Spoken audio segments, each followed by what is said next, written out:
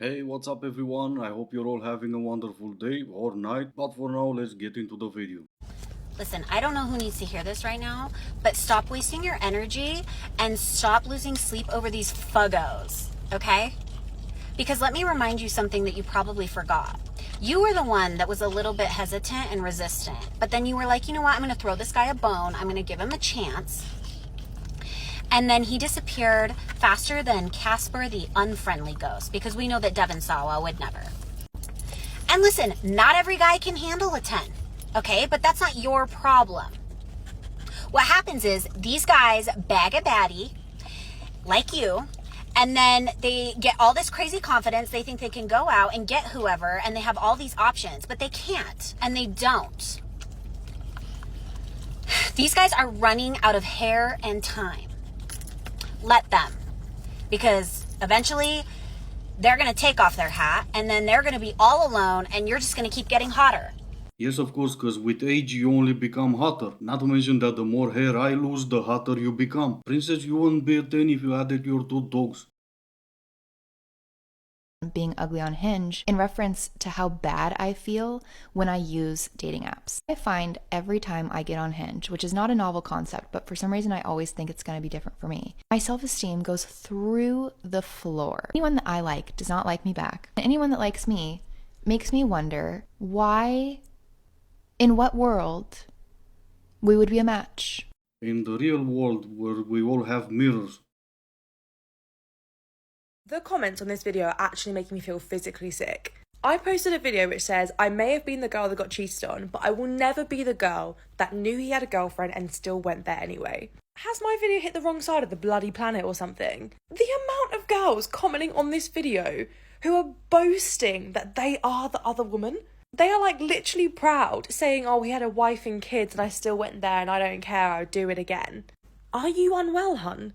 If you get 2 minutes and this video's on your For You page, please go through these comments because I'm actually sick to the stomach, and I don't even want to say this is breaking girl code. This is just like pure morals. Where is the respect for yourself? Why are you so proud to be the other woman breaking up relationships? People are commenting saying, no, it's all on the man, it's always the man's fault. And yes, obviously it's the man's responsibility to have respect to his girlfriend, but I'm talking about women who know that man has a girlfriend and you still go there anyway? Because that's on you and him. Girls are commenting like, oh, I'll wait for my karma. Do you think you ate with that? The only kind of girls who are commenting crap like that, I reckon, are the girls that have never been cheated on. Because no woman that's been through what I've been through, and I've watched some of my friends and loved ones go through the same thing, none of those girls ever be commenting the you're commenting. Yep, I went through the comments and there are quite a lot of them saying, I'm the other woman, I don't care, blah blah blah. Too many of them in fact, but they always existed, that's nothing new. There are also some other, I think we can call them people, in her comment section, only they're speaking a language I don't recognize. I'll try to read a few. For real, am a bad person, what in I do no good. Or another one, I be opposite my love, I no send anybody papa. Or another one, nawa oh, so I'm the bad person, no. And I'm gonna end with this one. Nah, girlfriend, him get no be wife, they do me too. Whenever we were walking out of the restaurant, he opened the door for Bare me. minimum. Whenever we got back to his place, he complimented me on my Bare minimum. Whenever we were going to bed, he gave me a forehead kiss. Bare minimum. Yeah, but I think the moral of the story here is everything a man does is bare minimum, while in return having some common sense, not eating when you record yourself, that would be putting in too much effort. Why do men think it's appropriate to approach women in public who are actively engaged in something? Like, I went to the park yesterday to have a little fall picnic by myself for my birthday. Yeah, happy birthday, me. And this man came up to me while I was reading a book and just started asking me questions. What's your favorite color? Do you like to dance? What's your favorite sport? Where are you from? How old are you? Are you single or married? In what universe is that appropriate? Yeah, she kept going, I just got bored. It actually made me want to reevaluate my audacity, but I got bored about that too. And now I kind of have this urge to pick up the phone and call some women's rights groups and ask to speak with the man in charge. Who knows, I may end up doing that later.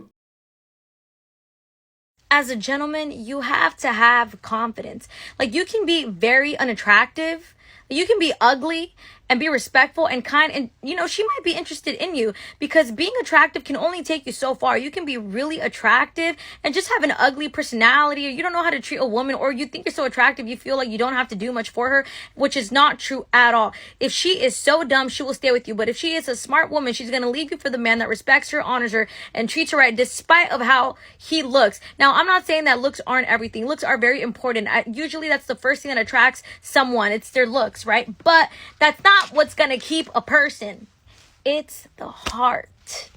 Yes, win hearts and minds, of course. Still not sure what any of that had to do with confidence, but I mean, it's TikTok. I learn something new every day.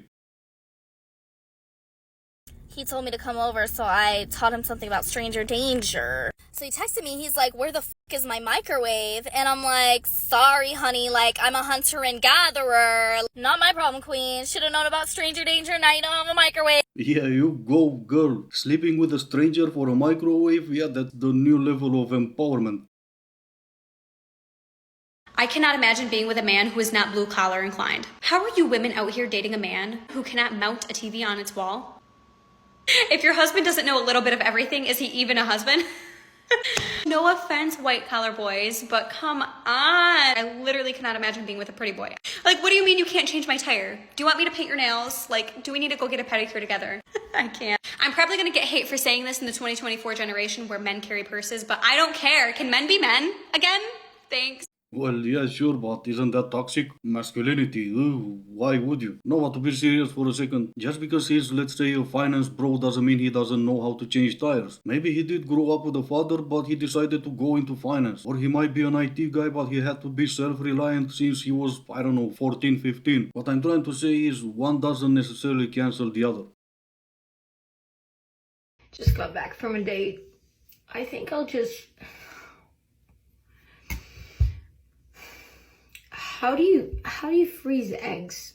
Right, so it was brought to my attention that my answer, throw them in the freezer, was really not my best answer, so I'm gonna give it another try. Just to begin with, you need somewhere between 10,000 to 12,000 and they'll freeze them for you. And of course the chance of success is only 37-38%. And that's not even the worst part. The part that I don't tell you is that you still kind of need a man. You don't just freeze them and when you decide you're ready, you just take them out and they'll hatch. But that's okay because you don't need to have a man by your side, not really. You can still go to one of those special banks where you're gonna meet some pretentious bastard talking all fancy and stuff, and there goes even more lies. They'll have some files in front of you bringing you the best of the best. The guy talking all fancy is gonna start with, this guy is 8 feet tall, forget about 6-pack, he's got 18 packs, he's a billionaire in 8 different multiverses. Oh my god, sounds good, but why do I care about the money? Child support? No, I mean it shows determination and ambition, because you know they're never gonna tell you the truth. Adonis doesn't go to rob one out in a cup. The 8-foot tall guy is in fact a 5'2" bro guy just walking around, free sandwiches. They're never gonna tell you the truth. Yeah, so we opened, but it's a bad location, no donors were coming in. We started giving out free donuts and next thing you know, all the homeless people came in. It was quite a show. All of them jumping on tables, yelling at us, bring those cups if you want it now, cause we're gonna get our donuts anyway. And they didn't wash their hands before or after. Of course they're not gonna tell you that. But you get to pay $10,000 to $12,000. My point is, don't ever listen to me, I'm an idiot. What the hell do I know?